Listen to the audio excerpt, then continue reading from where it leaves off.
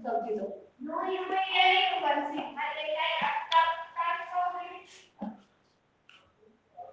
वो तरबूज फिर आम का दिखा रहा है।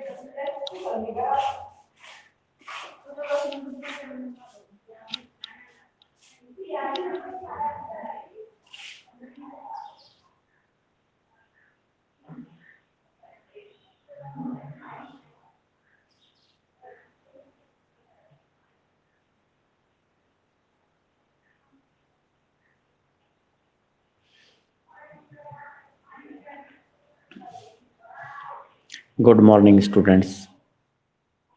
हेमलता,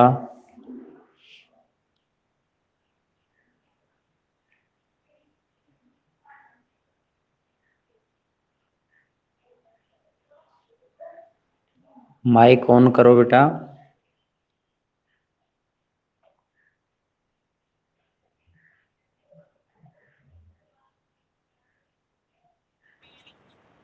गुड मॉर्निंग बेटा। मैं ये कह रहा था कि आप रेगुलर क्लास में नहीं आ पाते हो, क्या बात है?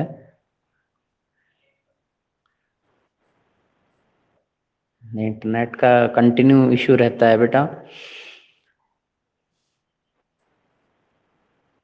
अच्छा, और चित्रा, चित्रा कौन सी क्लास में है?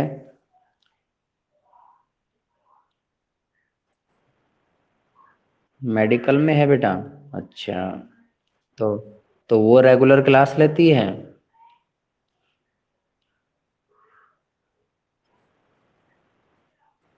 अच्छा, तो बेटा फिर भी स्कूल जब प्रोवाइड करा रहा है तो लेना चाहिए ना। अभी बाकी बच्चे आज, हाँ बाकी बच्चे आज नहीं आ पाए हैं, क्या बात है?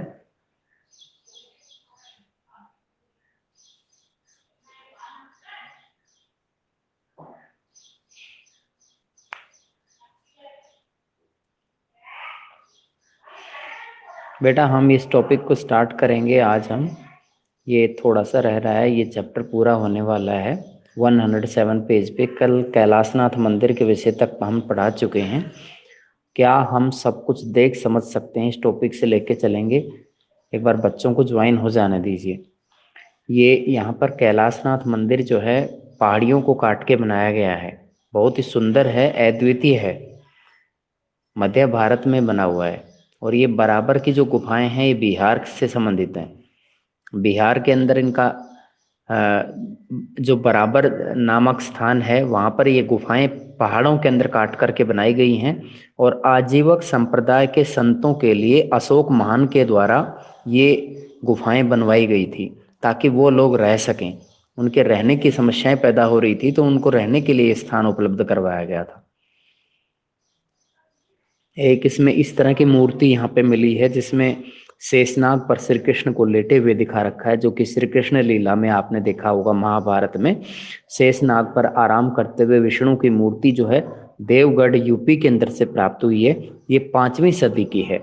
और ऊपर इस तरह का मंदिर मिला है। ये मंदिर की शैली देखिए, इस तरह का मंदिर, ये भी 5वीं सदी का है। और ये देवगढ़ का मंदिर है। यहाँ पर इसमें ऊपर जो गर्भगृह के बारे में, उसके प्रवेश द्वार के बारे में, शिखर के विषय में, शिखर जो है उसका बिल्कुल बहुत ही खंडित हो चुका है और उसका बहुत कम हिस्सा बचा हुआ है। शिखर ऊपर गोल आकार का होता है और गर्भगृह जो होता है जहाँ पर मूर्तियां स्थापित की जाती हैं उसके ऊपर का हिस्सा गर्भगृह कहलाता है, जिसके चारों ओर चक्कर लगाया जाता है। मूर्तियों के चारों तरफ चक्कर लगाते हैं। और प्रवेश द्वार को आप समझते ही हो, प्रवेश द्वार से आप कोई भी भाग। गुड मॉर्निंग बेटा। हाँ बेटा। उषा, हम आगे चलें? अब थोड़ा सा टॉपिक रह रहा है, इसको पूरा कर देते हैं आज। ठीक है, और फिर आप अपनी जो भी प्रॉब्लम्स हैं वो मेरे पता करना फिर, ठीक है। हाँ, इसमें सबसे पहले इस टॉपिक पे आते हैं, क्या हम सब कुछ देख और समझ सकते हैं? मेरी आवाज अगर आप तक ना आए तो मुझे बताना तुरंत। आज वैसे टावर ठीक है, ऐसी कोई दिक्कत नहीं आ रही है। अब तक आपको हमारे अतीत की समृद्ध दृश्य परंपराओं की एक झलक मिल चुकी है कि हमारे अतीत में कौन कौन सी ऐसी चीज हैं जिनको देखकर हम गर्व कर सकते हैं। यानी जैसे कैलाशनाथ मंदिर है, बराबर की गुफाएं हैं, ये इस तरह की दृश्य परंपरा है। जैसे कि शेष नाग पर लेटे हुए श्री कृष्ण, तो इस तरह से हम गर्व कर सकते हैं अपने इतिहास पर। ये परंपराएं ईंट और पत्थर से निर्मित स्थापत्य कला, मूर्ति कला और चित्रकला के रूप में हमारे सामने आई हैं। यानी अलग अलग रूपों में ये चित्रकलाएं बनी हुई हैं। कोई ईंट का इस्तेमाल किया गया है, किसी में पत्थर का इस्तेमाल किया गया है, किसी के अंदर स्थापत्य कला यानी मिस्त्री ने अपने हाथ से नमूने बनाए हैं, किसी के अंदर पत्थरों से मूर्तियां बना रखी हैं, किसी में चित्र बनाए हुए हैं। तो हमने पाया कि समय के बहाव में बहुत कुछ नष्ट हो गया। देखिए बेटा, ये चीज तो बिल्कुल सही है कि इतिहास में जैसा बनाया जाता है आने वाली पीढ़ी उसको वैसे का वैसा नहीं देख पाती है, क्योंकि कुछ हिस्सा उसका नष्ट हो जाता है। मान लीजिए कभी बाढ़ आ गई या कभी बहुत तेज आंधी आ गई, मूर्ति के गिरने मूर्ति नीचे गिर गई है किसी कारणवश, तो उसका कुछ हिस्सा टूट जाता है, तो कोई ना कोई उसका जो ओरिजिनल जो अंश है वो टूट जाता है और वो हम उस आने वाली पीढ़ी को नहीं दिखा सकते हैं। लेकिन जो बचा है, संरक्षित है, वह हमें इन भव्य कलाकृतियों के निर्माताओं और कलाकारों, मूर्तिकारों, राजगीरों, वास्तुकारों की दृष्टि से परिचित कराता है। यानी जो चीज आज हमारे पास बची हुई, जैसे कैलाशनाथ मंदिर का जो भव्य नमूना हमारे पास बचा हुआ है, तो हम इसको देख करके कम से कम ये तो अंदाजा लगा सकते हैं कि हमारा इतिहास इतना ज्यादा समृद्ध था, इतने सुंदर कलाकृतियां बनाना वो लोग जानते थे। यहाँ पर इस बताते हैं कि एलोरा की गुफाएं बनाने के बाद जो एक जो बनाने वाला व्यक्ति था, उसने हैरानी व्यक्त की अपने ऊपर कि ये मैंने क्या बनाया और कैसे बना लिया, ये मैं सक्सेस कैसे हो गया। यानी उसको अपने ऊपर ही अचरज हो रहा था, हैरानी हो रही थी। तो यहाँ ऐसी बातें देखने को मिलती हैं जो कि कहीं दूसरी जगह नहीं मिलती हैं। इनके अंदर देखिए किस किस की क्या क्या चीजें हम देख पाते हैं कि कोई भी कला है वो कितनी ज्यादा संरक्षित है, कितना उसका अंश खत्म हो गया, कितना अंश उसका बचा हुआ है, उसके बनाने वाले कौन हैं, उसके उस कला को तैयार करने वाले कलाकार कौन हैं, उसको मूर्तिकार, जैसे कोई मूर्ति पे बनी हुई कोई चीज है या पत्थर की मूर्ति बनी हुई है, तो वो मूर्तिकार का काम है। राजगीर का काम वह होता है जिसके अंदर जैसे कोई मिस्त्री अपना काम करके दिखाता है, उसे राजगीर का कार्य कहा जाता है। वास्तुकार का मतलब ये होता है कि भवन की निर्माण शैली ऐसी हो कि वह शुभ हो। जैसे आप देखते हो कि जब कोई नया भवन आप बनाते हैं, नया घर बनाते हैं, तो वास्तुकार से इस संबंध में राय ली जाती है। घर का देखते हैं कि भाई किधर मंदिर स्थापना होनी चाहिए, किधर घर का मुख्य प्रवेश द्वार होना चाहिए, रसोई घर किधर होना चाहिए, किधर शुभ रहेगा, किधर अशुभ रहेगा, ये सब पता करते हैं। लेकिन क्या हम अपने उनके संदेशों को बिना दुविधा के अपने आप समझ सकते हैं कि जो संदेश उन लोगों ने हमारे लिए छोड़ रखे हैं, क्या हम उनको एज इट इज प्राप्त कर पाते हैं या फिर हमें वो दुविधा में डाल देते हैं? इसमें कोई दो राय नहीं है। कई बार हमें उनके संदेश समझ में नहीं आते और हम दुविधा में पड़ जाते हैं। ये कोई नई बात नहीं है। क्या हम कभी यह पूरी तरह से समझ पाएंगे कि जो लोग इन प्रतिकृतियों को देखते और पूजते थे उनके लिए इनका क्या महत्व था? कि जो भी इस तरह के मॉडल्स बने हुए हैं या मंदिर बने हुए हैं, तो उनको देखने के लिए जो उनकी पूजा करते थे उनके लिए बिल्कुल वो महत्वपूर्ण रहे होंगे, तभी तो उनका निर्माण किया गया है। जैसे देवगढ़ का ये मंदिर है, इसके अंदर लोग पूजा करते होंगे, इसीलिए तो इसको महत्व दिया गया, इसीलिए तो आपकी बुक्स में जगह दी गई है, ग्रंथों में जगह दी गई है। 5वीं सदी का है, इतना पुराना मंदिर है, इसमें कोई इतना ज्यादा विशेषता भी नजर नहीं आ रही है, लेकिन फिर भी हम देखते हैं कि इसका स्वरूप बना हुआ है, इसका मतलब इसको महत्व दिया गया है। ये चीज हमें समझनी है। जैसे बराबर की गुफाएं हैं, बौद्ध धर्म से को समर्पित हैं। एलोरा, अजंता की गुफाएं हैं, बौद्ध धर्म को समर्पित हैं। कार्ले की गुफाएं भी बौद्ध धर्म को समर्पित हैं। और साउथ इंडिया के अंदर महाबलीपुरम का मंदिर है या फिर कैलाशनाथ का मंदिर है, ये पहाड़ी चट्टानों को काटने के बाद बनाए जाने वाले भवनों का उदाहरण हमारे सामने बन के आता है। तो ऐसा नहीं कि कोई भी देवता की मूर्ति कहीं पे बनी हुई है, महात्मा बुद्ध की मूर्ति बनी हुई है, या कोई भी किसी देवता का, जैसे वराह अवतार की मूर्ति को हम देखते हैं यहाँ पर, श्री कृष्ण श्री राम की मूर्तियों को देखते हैं, इसका मतलब ये नहीं कि वो लोग उनमें विश्वास नहीं करते थे, उनमें विश्वास करते थे, इसीलिए तो वो चीजें बनाई गई थी। अनजाने को समझने की कोशिश। यह स्मरणीय है कि यूरोप के विद्वानों ने 19वीं सदी में जब देवी देवताओं की मूर्तियां देखी तो वे उनकी पृष्ठभूमि और महत्व को नहीं समझ पाए थे। यानी यूरोपीय लोगों को हमारे देश की मूर्ति कला के बारे में इतनी जानकारी नहीं थी, ना देवी देवताओं के बारे में उन्होंने इतना कुछ सुन रखा था, इसलिए वो हमारे इसके महत्व को नहीं समझ पाए। कई सिरों, हाथों वाली मनुष्य और जानवर के रूपों, यानी इस तरह की मूर्ति उन्होंने देखी जिसमें एक व्यक्ति के कई कई सिर थे, जैसे रावण है उसके कई सिर दिखाए गए हैं। हाँ, कई हाथों वाली, जैसे दुर्गा माता की जो मूर्ति है उसके कई हाथ दिखाए जाते हैं। मनुष्य और जानवर को मिक्स करके इस तरह की मूर्ति का निर्माण किया गया है। इनको मिलाकर के बनाई गई मूर्तियां उन्हें विकृत लगती थी और कई बार वे घृणा से भर जाते थे कि ये तो ओरिजिनल नहीं है और ये पता नहीं क्या मन गढ़ंत काम किया हुआ है, इसको इतना ज्यादा महत्व वो लोग नहीं देते थे। मतलब वो क्यों महत्व नहीं देते थे? क्यों? क्या बेटा? विकृत होता है बेटा, विकृत होता है बिगड़ा हुआ स्वरूप, यानी मनुष्य को और जानवर को मिला के जो मूर्ति बनाई गई है वो उसका बिगड़ा हुआ स्वरूप है। समझ गए बेटा? हाँ, अगर सही स्वरूप होता है तो देखो आपके सामने एक मूर्ति मैं आपको दिखा रहा हूं। ये मूर्ति में ऐसा नहीं कि भी किसी जीव जंतु का इसमें समावेश किया गया है, सिर्फ एक व्यक्ति का चित्र बना हुआ है। यहां हम इसको देख करके पता लगा सकते हैं कि गांधार में एक बोधिसत्व का उदाहरण ये है। ऐसा लगता है जैसे ये महात्मा बुद्ध हों, लेकिन ये महात्मा बुद्ध नहीं है, ये बोधिसत्व हैं। उनके कपड़ों और केश विन्यास पर ध्यान दीजिए कि कैसे उन्होंने अपने बाल बांधे हुए हैं। आप देख सकते हैं किस तरीके का केश विन्यास है, किस तरह के कपड़े धारण किए हुए हैं। और इनको ऐसा नहीं कि कोई कपड़ा लगा के और ये चित्र बनाया गया, नहीं, कपड़ा नहीं है ये इसके बनाने की शैली में इस्तेमाल किया गया है। और इसके पीछे एक चक्र देख पा रहे होंगे जो कि इसकी दिव्यता का प्रमाण देता है। जैसे श्री कृष्ण का आपने कभी दिव्य स्वरूप महाभारत के अंदर कभी देखा हो तो दिव्य स्वरूप में जब वो आते थे तो चक्र उनकी उंगली पर आ जाता था और वो किसी को भी मतलब मार देते थे। तो गुस्से में ऐसा होता था। एक बार आपने सुना भी होगा, 100 गालियां दी थी। उनका एक भांजा लगता था रास्ते के अंदर और वो उड़ीसा, जो आज का कलिंग प्रदेश है, वहां से बिलोंग करता था। उस राजकुमार का नाम आप बता सकते हैं? उस व्यक्ति का क्या नाम था जिसको उसने चक्र से मौत के घाट उतार दिया था? 100 गालियां निकाली थी उसने और उसके 100 के 100 अपराध उसने माफ कर दिए थे। उसके बाद में उसने उसे मार दिया था। तो ऐसा उस व्यक्ति का नाम बता सकते हैं बेटा? सोच के बताइए। किसी बच्चे को भी नहीं पता? बेटा इतना तो थोड़ा सा रुचि लिया करो। उस व्यक्ति का नाम मैं आपको बताऊंगा, आज आप इसको ढूंढ के पता लगाना कि वह व्यक्ति कौन था जिसको उसने मौत के घाट उतार दिया था। तो इसके अंदर बेटा जो आपके सामने है ये महात्मा बुद्ध नहीं है, ये बोधिसत्व है। महात्मा बुद्ध का एक हम इसे अवतार के रूप में कह सकते हैं, यानी उनके जैसे ही गुण इनके अंदर मौजूद थे। ये भी संसार के अंदर बुराइयों को, दुखों को दूर करने के लिए यहाँ संसार में आए।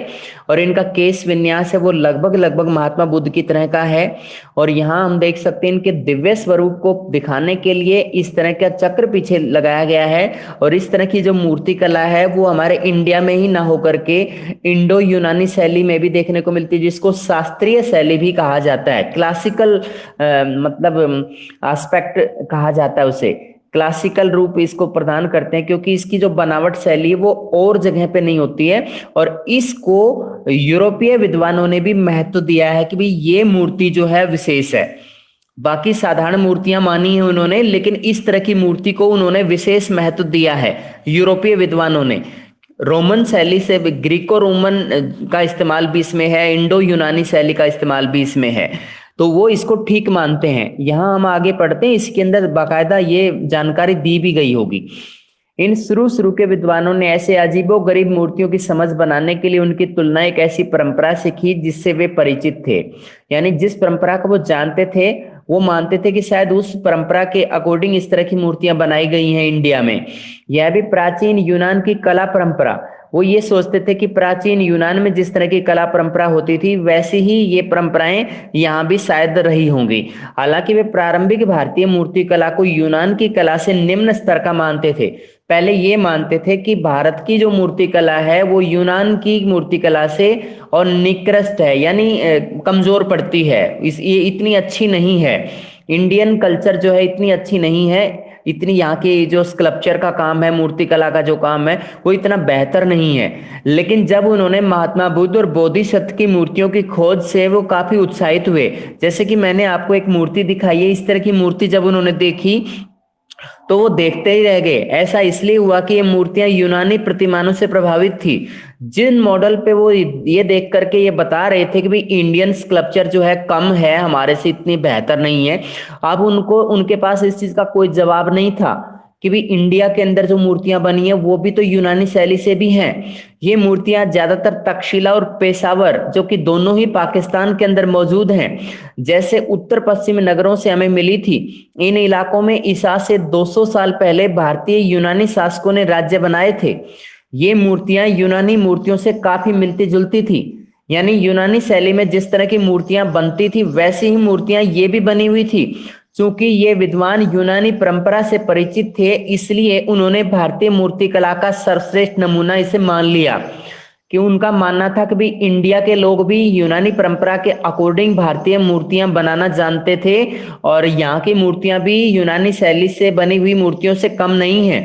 परिणामतः इन विद्वानों ने इस कला को समझने के लिए एक तरीका अपनाया जो हम सब अक्सर अपनाते हैं, परिचित चीजों के आधार पर अपरिचित चीजों को समझने का पैमाना तैयार करना। उन्होंने क्या तरीका अपनाया कि जिन चीजों के बारे में हम ऑलरेडी जानते हैं और जिन चीजों के बारे में हम नहीं जानते हैं, तो जिन चीजों को जानते हैं उनका सहारा लेकर जिन चीजों को नहीं जानते उनके बारे में जानकारी जुटाना, इस तरह की एक पैमाना उन्होंने निश्चित किया और उसके अकॉर्डिंग इन चीजों का पता लगाने की कोशिश की। तो यहां तक बेटा कोई प्रॉब्लम हो तो बताएं, आगे चलें।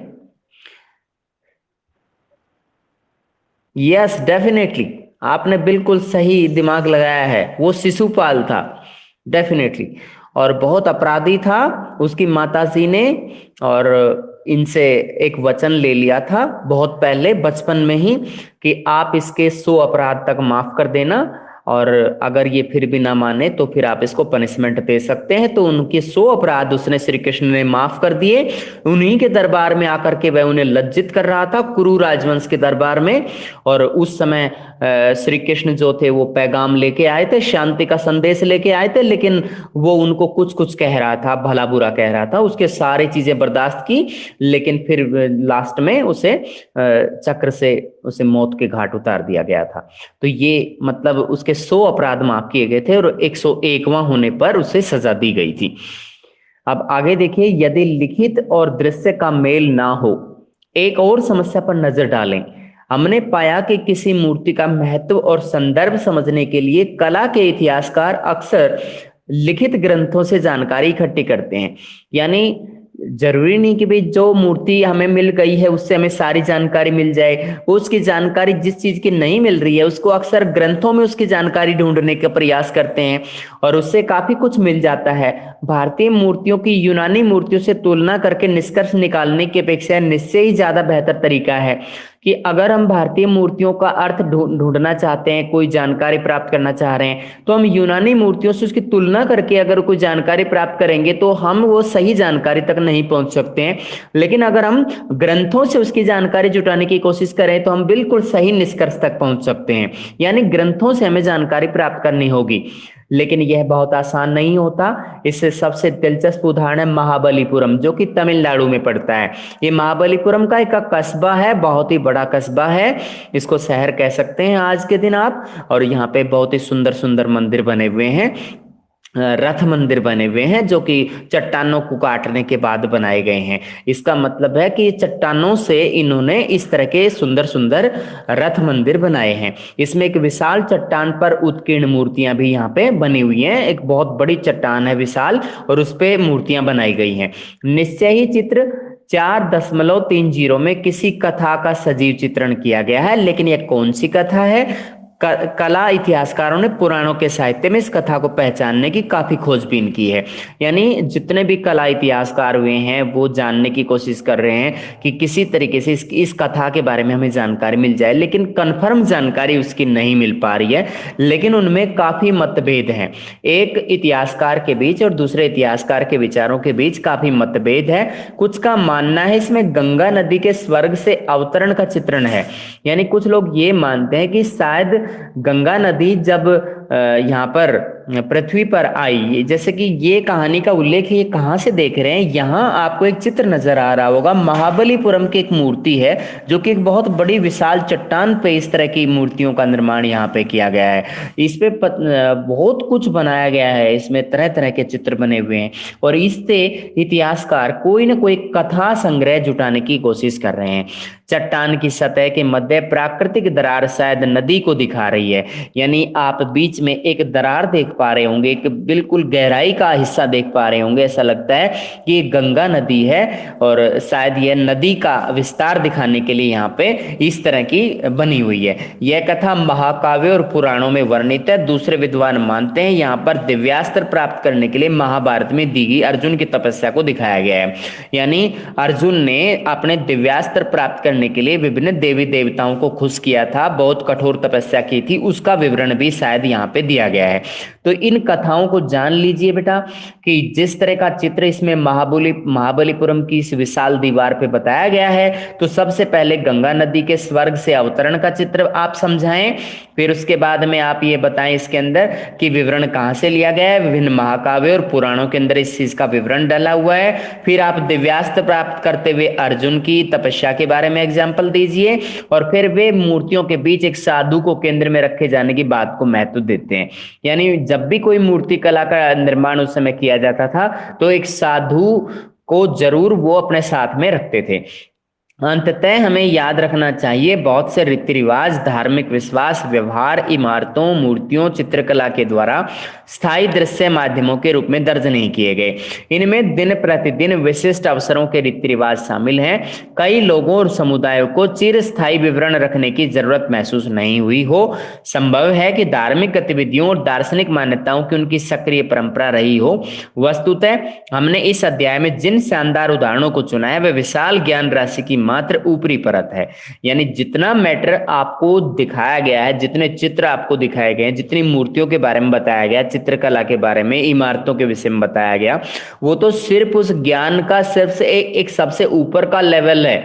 अगर हम बहुत ज्यादा गहराई में जाने की कोशिश करें तो उनके बारे में बहुत ज्यादा जानकारी हमें मिल सकती है। यानी उस समय के रीति रिवाजों का हमें पता चल गया, उस समय के धार्मिक विश्वासों का पता लग गया, किस किस तरह के धार्मिक विश्वास समाज के अंदर मौजूद थे।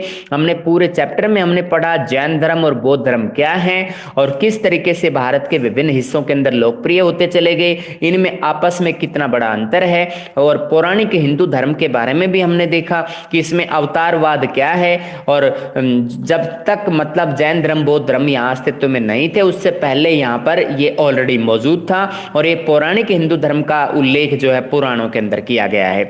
इससे हमें जानकारी जो है बहुत ज्यादा डिटेल जानकारी हमें मिलती है। आपने कोई भी धार्मिक अनुष्ठान देखा हो तो उसका वर्णन करें, क्या उसे किसी रूप में हमेशा के लिए दर्ज किया जाता है। यानी जैसे आपने कभी कोई धार्मिक अनुष्ठान देखा हो, मतलब जैसे कोई यज्ञ होता हुआ देखा हो, हवन होते हुए देखा हो, तो ऐसे बहुत से अनुष्ठान होते हैं जो जिसको हम देख पाते हैं। जैसे होलिका के चारों तरफ आप चक्कर लगाते हो, एक तरह का धार्मिक अनुष्ठान है। तो उसके बारे में क्या कभी हम कोई बुक वगैरह में कोई रिकॉर्ड विवरण लिखते हैं? ऐसा कहीं भी नहीं लिखते हैं। इसके अलावा और भी बहुत से रिवाज होते हैं हमारे समाज के अंदर, जैसे होलिका दहन होते हैं तो प्रहलाद को बचाया जाता है। तो इस तरह के जो धार्मिक अनुष्ठान हैं उनको ये हमारी परंपराओं में वर्णित हैं और इन्हें हमें लिखने की जरूरत नहीं है। आने वाली पीढ़ी ये हमारी परंपराओं के जरिए उस चीज को सीख लेगी और इस तरह का कहीं किसी ग्रंथ में जानकारी डालना जरूरी नहीं समझा गया है। हाँ, हिंदी के अंदर होलिका के बारे में अगर कोई निबंध आता है तो जरूर आप इस तरह का विवरण लिखते हैं, इसमें कोई दो राय नहीं है। यहाँ आप महत्वपूर्ण जो धार्मिक बदलाव हैं ऊपर काल रेखा 1 में दिखाए गए हैं। बोलो बेटा।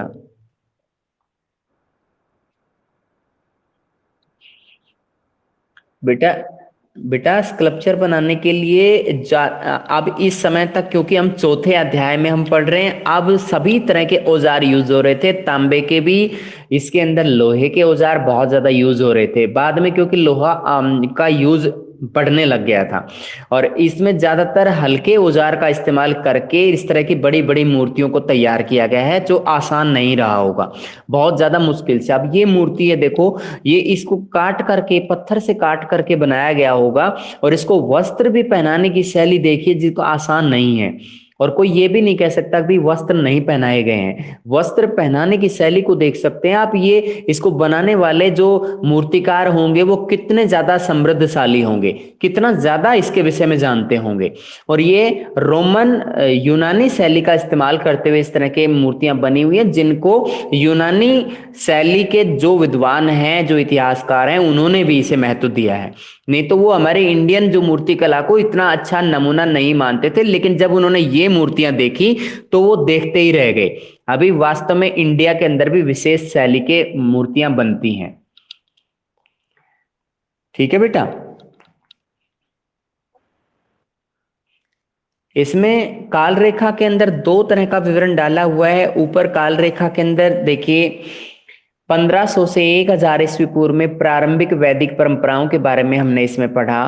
1000 से 500 ईस्वी पूर्व के बारे के अंदर उस समय उत्तर वैदिक परंपराएं होती हैं, बाद वाली वैदिक परंपराएं, और ये होती हैं प्रारंभिक, ये पहले वाली प्रारंभिक वैदिक परंपराएं शुरुआत की। लगभग 6ठी शताब्दी ईस्वी पूर्व के दौरान उपनिषद, जैन धर्म और बौद्ध धर्म, इनका विस्तार हमारे इंडिया में होने लग गया था। लगभग 3री सदी ईस्वी पूर्व में, यानी अशोक मान के शासनकाल के आसपास, हमारे देश के अंदर आरंभिक स्तूपों का निर्माण और विभिन्न प्रकार के मंदिरों का निर्माण भी शुरू हो गया था। लगभग 2री सदी ईसा पूर्व से आगे महायान बौद्ध मत का विकास, ये क्या है, एक नई विचारधारा का विकास हुआ। महात्मा बुद्ध को एक देवता के रूप में मानना, उनको मूर्ति के रूप में पूजा करना, ये महायान बौद्ध मत के विकास के अकॉर्डिंग था। और इसमें यह माना जाता था कि महात्मा बुद्ध हमें क्या दिला सकते हैं, हमें पुनर्जन्म के चक्र से छुटकारा दिला सकते हैं, मरण, जीवन और मरण से छुटकारा दिला सकते हैं, दुखों से मुक्ति दिला सकते हैं, इसलिए वो हमें मतलब निर्वाण प्राप्त करा सकते हैं। ये इस महायान बौद्ध मत के विकास में पढ़ा था। वैष्णववाद विष्णु को सर्वश्रेष्ठ देवता के रूप में माना जाता है। शैववाद में शिव को शिवलिंग के रूप में और मनुष्य के रूप में, दोनों रूपों में पूजते हैं। और शैववाद में शिव को सर्वश्रेष्ठ देवता के रूप में माना जाता है। और विभिन्न प्रकार की देवी देवताओं का पूजन हमारे इंडिया में होता रहा है, जिसमें दुर्गा माता की पूजा इस समय होने लग गई थी। 3री सदी ईस्वी पूर्व में सबसे पुराने मंदिर, जिसमें हम देवगढ़ का जो मंदिर मैंने आपको अभी दिखाया, यूपी से संबंधित है, ये उस समय का मंदिर है जो 3री सदी ईस्वी पूर्व के आसपास का है। वो मतलब देवगढ़ का जो मंदिर है, वैसे उसके बारे में लिखा हुआ है कि 5वीं सदी का माना जाता है, लेकिन उससे पहले के जो मंदिर हैं वो इतने स्पष्ट नहीं मिलते हैं जितना ये देवगढ़ का मंदिर मिल रहा है। 3री सदी ईस्वी पूर्व में ही बनने लग गए थे, लेकिन इतना अच्छा मंदिर नहीं बनते थे बेटा। अब इसके बाद में दूसरी काल रेखा देखिए, प्राचीन इमारतों और मूर्तियों की खोज और संरक्षण के महत्वपूर्ण चरण। 1814 में इंडियन म्यूजियम कोलकाता की स्थापना की गई कि जो अच्छी अच्छी मूर्तियां होंगी उनको कोलकाता में इस तरह के अजायब घर में, संग्रहालय में रखा जाएगा। 1834 के अंदर राम राजा लिखित essays on the architecture of the Hindus का प्रकाशन, ये एक ग्रंथ है, एक पुस्तक है, राम राजा ने इसे लिखा था। और essays on the architecture of the Hindus, ये इसका नाम था। कनिंघम ने सारनाथ के स्तूप की छानबीन की, ये 1834 में की गई थी। सारनाथ का स्तूप क्यों फेमस है बताओ बेटा, सारनाथ के स्तूप पर क्या हुआ था ऐसा, धर्मचक्र, यस, फर्स्ट सरमन बोलते हैं उसे, फर्स्ट सरमन ऑर्गेनाइज किया गया था महात्मा बुद्ध के द्वारा। और सारनाथ को धर्म चक्र प्रवर्तन के नाम से भी जाना जाता है, क्योंकि पहला जो उनका उपदेश है वो धर्म चक्र प्रवर्तन के नाम से फेमस हुआ है। अब इसके बाद 1835 से 1842 जेम्स फर्ग्यूसन ने महत्वपूर्ण पुरातात्विक स्थलों का सर्वेक्षण किया। ये एक विदेशी विद्वान रहे हैं, यूरोपियन रहे हैं, और हमारे देश के जितने भी आर्कियोलॉजिकल साइट्स थी उनका सबका सर्वे किया इन्होंने। 1835 1835 से 42 में। फिर उसके बाद 1851 में गवर्नमेंट म्यूजियम चेन्नई के अंदर यानी मद्रास के अंदर स्थापित किया गया, एक सरकारी म्यूजियम बनाया गया 1851 में। फिर 1854 में अलेक्जेंडर कनिंघम, जिसके बारे में हम काफी जानकारियां कभी किसी चैप्टर में कभी किसी चैप्टर में लेसन 1 से ही देख रहे हैं, उन्होंने बिल्सा टॉप्स लिखी। याद रखिए बेटा, बिल्सा टॉप्स क्या है? अलेक्जेंडर कनिंघम की पुस्तक है ये, जो सांची पर लिखी गई सबसे प्रारंभिक पुस्तकों में से एक है। तो याद रखें बेटा, ये जो बुक है, इस बुक का नाम आपको किसी जल्दी से हेल्प बुक में भी नहीं मिलेगा। ये बहुत इंपॉर्टेंट क्वेश्चन है। 1854 में इसने लिखा है अलेक्जेंडर कनिंघम ने, इसका नाम था बिल्सा टॉप्स।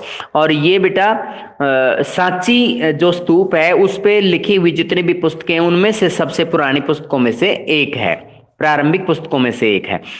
उसके बाद 1878 में राजेंद्र लाल मित्र की पुस्तक है बुद्ध गया, the heritage of the Shakya मुनि का प्रकाशन।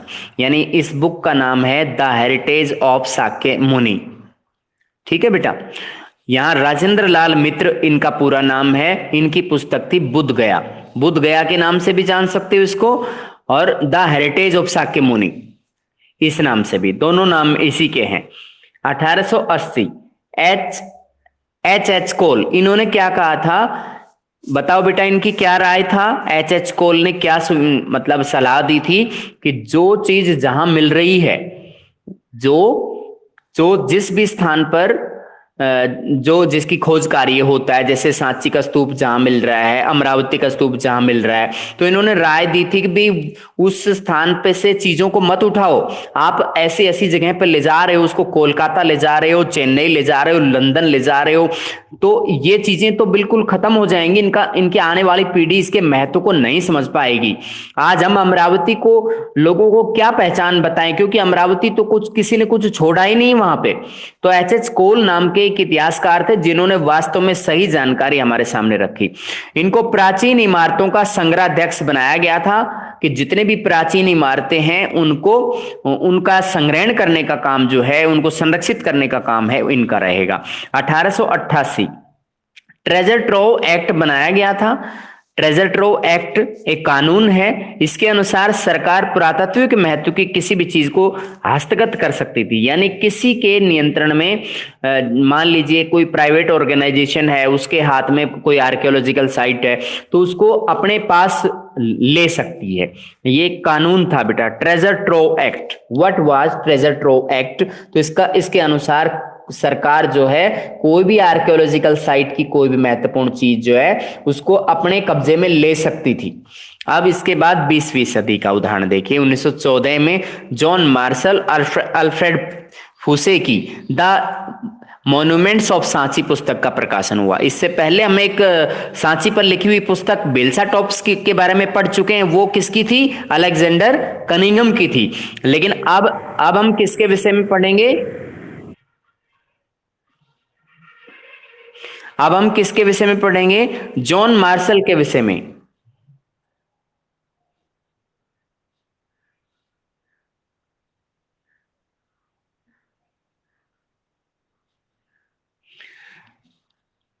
जॉन मार्शल के विषय में, अल्फ्रेड फूसे के बारे में। इन दोनों विद्वानों ने द मॉन्यूमेंट्स ऑफ सांची यानी सांची की जो महत्वपूर्ण इमारत है उस पे एक पुस्तक लिखी है। उसका प्रकाशन 1914 में हुआ। फिर उसके बाद 1923 में जॉन मार्शल की एक और पुस्तक कंजर्वेशन मैनुअल का प्रकाशन किया गया। कंजर्वेशन मैनुअल के अंदर इस तरह के जो आर्कियोलॉजिकल साइट है उनको कंजर्वेशन करने के बारे में कहा गया होगा। फिर 1955 में प्रधानमंत्री जवाहरलाल नेहरू ने राष्ट्रीय संग्रहालय नई दिल्ली की नींव रखी। ये 1955 में रखी गई है।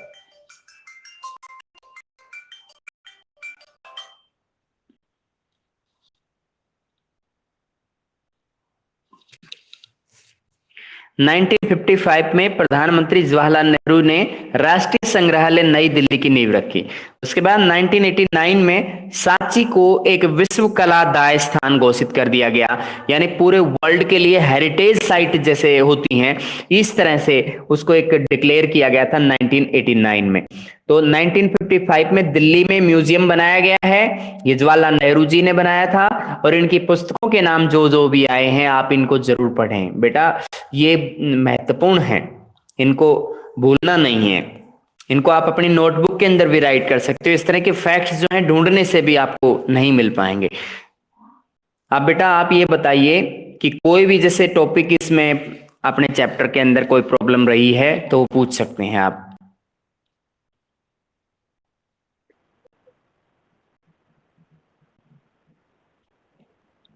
यस,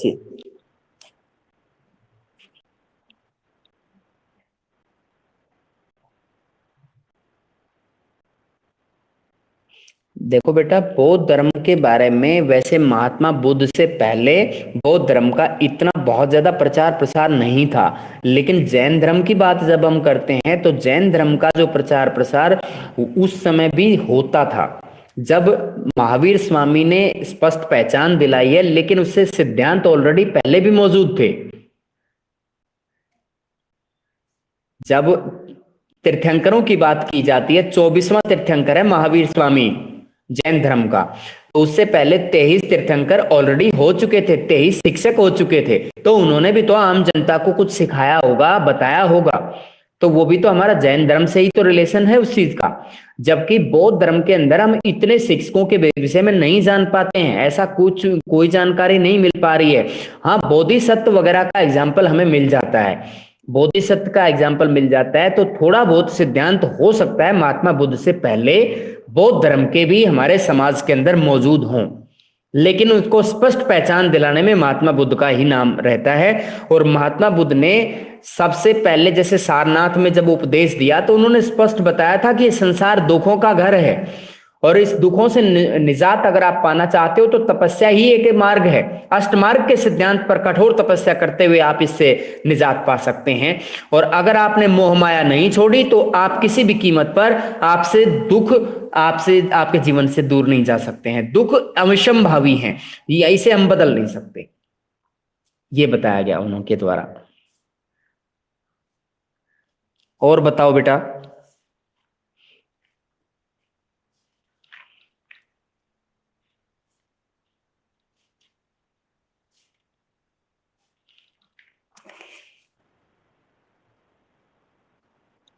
रूल्स ऑफ मॉन्क, अच्छा बेटा देखो रूल्स ऑफ मॉन्क के अंदर ये कहा गया है, ये तो बिल्कुल सिंपल सा है, 3-4 नियम इसके अंदर आए हुए थे, मैं आपको टॉपिक से ही डिस्कस करता हूँ।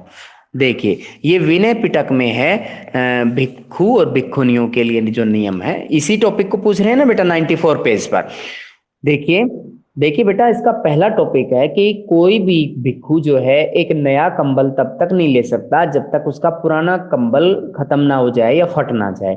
और अगर उसने पुराना कंबल भी उसके पास ऑलरेडी मौजूद है और उसने एक नया कंबल भी ले लिया है तो उसने क्या किया है, एक नियम का उल्लंघन किया है और उसको अपना अपराध स्वीकार करना पड़ेगा। इसके लिए उसको पनिशमेंट दिया जा सकता है।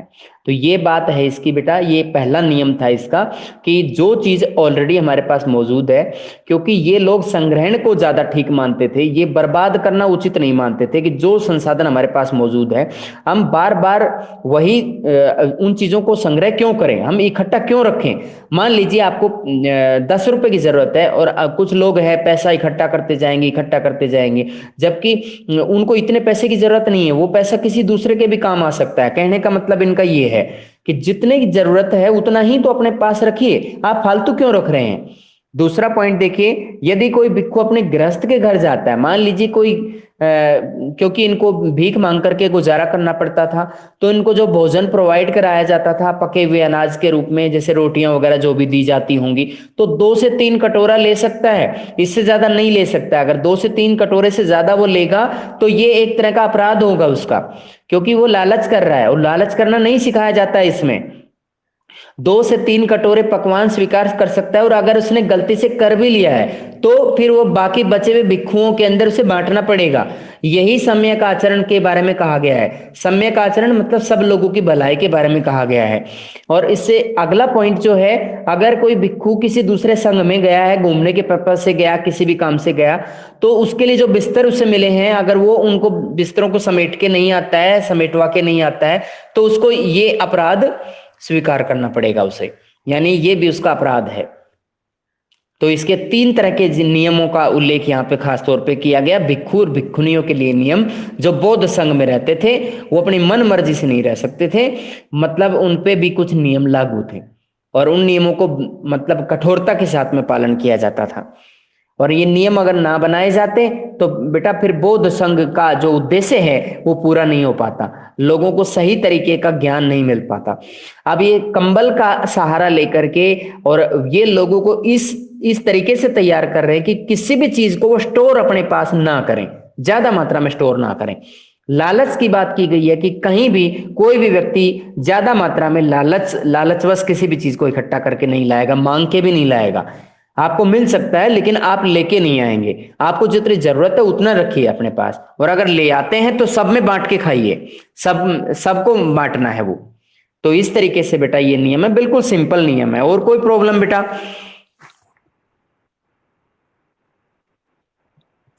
अच्छा, चैत्यास, ओके बेटा। चैत्य इसके विषय में कहा जाता है जो स्तूप हैं, स्तूपों को अगर हम आरंभिक अवस्था में कहें तो इन्हें चैत्य कहने में कोई बुराई नहीं है। ये एक ऐसे एकांत स्थान होते थे जहां लोग जाना पसंद नहीं करते थे। एकांत ऐसा स्थान जहां पर प्राकृतिक चट्टानें हैं, प्राकृतिक वनस्पति देखने को मिलती है, प्राकृतिक सौंदर्य वाला स्थान है।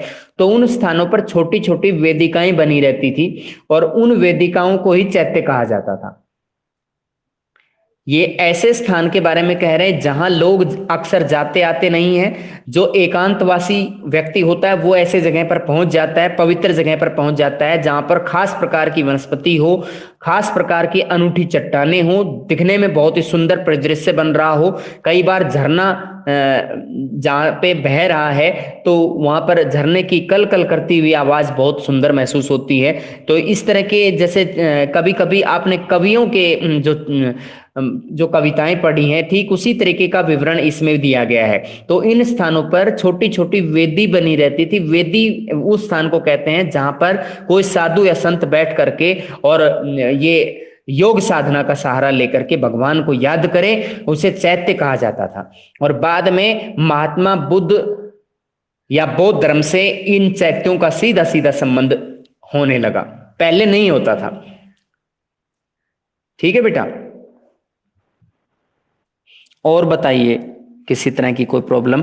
यहाँ आप एक मैप है, आप इस मैप को जरूर देखिएगा। इसमें देखिए लुम्बिनी नामक स्थान है, नेपाल में पड़ता है ये। यहाँ पे इनका जन्म हुआ था। इसके बाद में इनको ज्ञान की प्राप्ति हुई है, बोध गया में हुई है, जो कि बराबर, ये बराबर स्थान है बेटा, याद रखिए। ये वही बराबर स्थान है जहां पर मैंने कल आपको बताया था कि यहाँ क्या बने हुए हैं, गुफाएं बनी हुई हैं। और उन गुफाओं के अंदर बौद्ध धर्म से रिलेटेड काफी कुछ मूर्ति कलाएं वहां पर मिलती हैं। और ये बराबर की गुफाएं 3री सदी ईस्वी पूर्व में ये अशोक महान के द्वारा बनवाई गई थी और आजीवक संप्रदाय के जो संत हुआ करते थे उनके रहने के लिए बनवाई गई थी। अब कुशीनगर जो नामक स्थान है, यहाँ पर इसके कुशीनगर से पहले आप देखिए सारनाथ को, तो सारनाथ के अंदर इन्होंने सबसे पहला उपदेश दिया, फर्स्ट सरमन ये है महात्मा बुद्ध का। इसको एनलाइटनमेंट बोला जाता है, बोध गया को एनलाइटनमेंट। इनको ज्ञान की प्राप्ति हुई थी, सच्चे ज्ञान की प्राप्ति बोध गया में। और जब ज्ञान इनको मिल गया तो इन्होंने लोगों को उपदेश देना शुरू किया। उस सारनाथ में सबसे पहला उपदेश दिया गया था। इसको पहली बौद्ध संगीति भी कहा जाता है, सारनाथ के अंदर ऑर्गेनाइज की गई थी। और इसके बाद इनकी मृत्यु जो है कुशीनगर के अंदर हुई थी। बाकी स्थान भी बौद्ध धर्म से रिलेटेड करते हैं। आप देखिए श्रावस्ती है, ये अयोध्या के पास है। बरहूत है, ये एमपी और यूपी की बाउंड्री पर स्थित है। सांची एमपी के अंदर स्थित है। अजंता, एलोरा, नासिक, कार्ले, ये सब स्थान महाराष्ट्र में हैं। नागार्जुन कोंडा और अमरावती आंध्र प्रदेश में पड़ते हैं। ये सभी स्थान महत्वपूर्ण बौद्ध स्थल कहलाते हैं इंडिया के लिए। यस बेटा बोलो।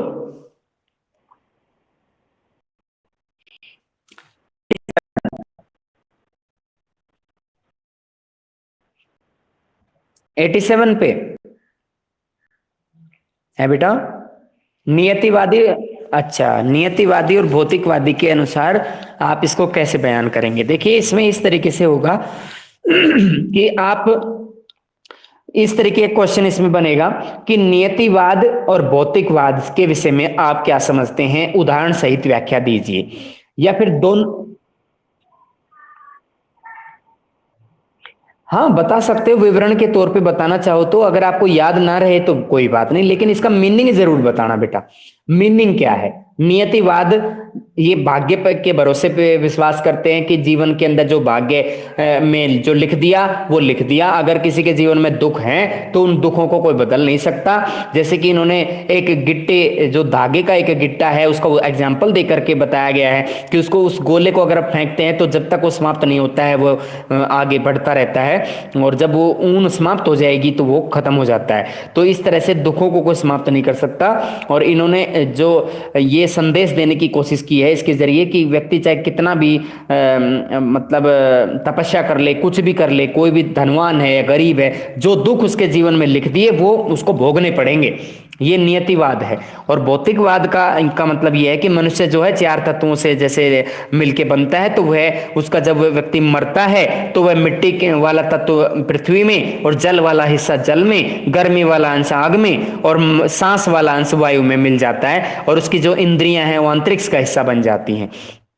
तो यहाँ पे दान देने को भी ये गलत मान रहे भौतिकवादी जो हैं। दान देने की बात को मूर्खों का सिद्धांत मानते हैं। वो कहते हैं दिखावा कर रखा है, पाखंड है ये, और दान देने से ऐसा कुछ नहीं होता। मूर्ख हो या विद्वान हो, सबकी मृत्यु निश्चित है, सब कट करके नष्ट हो जाते हैं, मृत्यु के बाद किसी का कुछ नहीं बचता। इनका मतलब है ये। अब इनके संप्रदाय भी अलग अलग बता रखे हैं। पहले वर्ग का संप्रदाय यानी नियतिवादियों का संप्रदाय कौन सा है? आजीवक परंपरा के संप्रदाय होते थे। ये अक्सर नियतिवादी कहलाते थे, यानी भाग्य के भरोसे पर विश्वास करते थे। ऐसे लोग जो विश्वास करते थे कि सब कुछ पूर्व निर्धारित है, ये भगवान ने कहा जाता है ना भाई इसके तो कर्मों में लिख दिया, वो इस तरह के लोग होते हैं जो नियतिवादी हैं। जबकि दूसरा जो गद्यांश है उसके अंदर उपदेशक कौन है? लोकायत परंपरा के विद्वान है। ये लोकायत परंपरा के विद्वान है, ये भौतिकवादी हैं। और ये दार्शनिक परंपराओं के ग्रंथ नष्ट हो गए और हमें अन्य परंपराओं से उनके बारे में जानकारी मिलती है। यानी ये भौतिकवादी किस बात पे ज्यादा जोर देते हैं? भौतिक तत्वों पे जोर देते हैं कि संसार के अंदर मनुष्य के मरने के बाद कुछ नहीं बचता है, कोई उसकी आत्मा परमात्मा कुछ नहीं है। ये इस तरह का विचार रखना चाहते हैं नियतिवादी और भौतिकवादी। बेटा ये तो आ गया होगा ना समझ में। आप इसका अगर रेफरेंस देना चाहते हो, इस कथा का विवरण दे दो कि मगध के राजा अजातशत्रु के बीच और महात्मा बुद्ध के बीच में बातचीत होते हुए दर्शाया गया है। और अजातशत्रु नाम के जो शासक है महात्मा बुद्ध के पास जाते हैं, मखली गोसाल नामक जो टीचर है उसकी बातें उनके सामने रखते हैं। तो किस तरह की टीचर है वो आपके सामने बता रखा है। पहले एग्जाम्पल में मखली गोसाल का उदाहरण सामने आ रहा है, दूसरे में अजीत केशकम्बली नामक एक फिलोसफर है, उनके विचार सामने आ रहे हैं। इन दोनों में अंतर है बेटा। पहला जो विचार है आजीवक परंपरा के विद्वानों का है, दूसरा विचार है वो यानी भौतिकवादियों का है, लोकायत परंपरा के विद्वानों का है। अब आप बेटा ये जो टॉपिक्स हैं इनके आप क्वेश्चन आंसर राइट कर लें और रिवाइज करना शुरू करें, याद करना शुरू करें इनको। बोलो बेटा।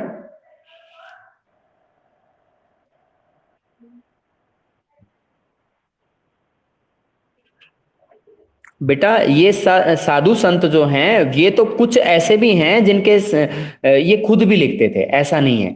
अब भी ये जैसे महात्मा बुद्ध है, महावीर स्वामी है, उनके तो शिष्यों ने उन्हें लिखा। लेकिन हम जब संतों के विषय में जानकारी, जो फिलोसफर्स की बात आती है, तो ये खुद भी लिखते थे, ऐसी बात नहीं। ठीक है बेटा। अब आप लीव कर सकते हैं बेटा, आपका टाइम नेक्स्ट क्लास का हो जाएगा नहीं तो। ओके।